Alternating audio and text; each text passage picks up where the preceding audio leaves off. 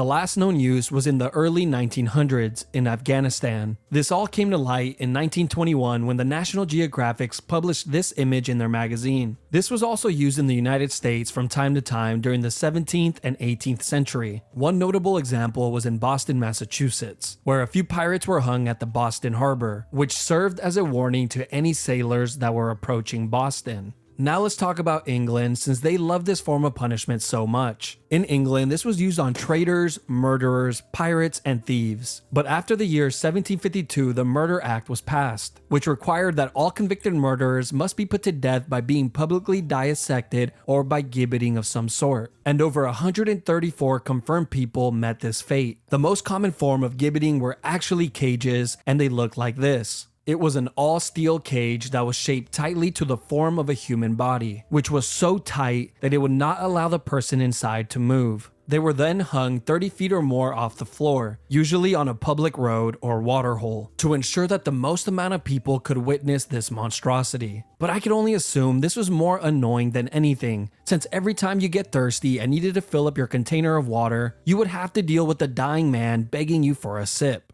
Over here!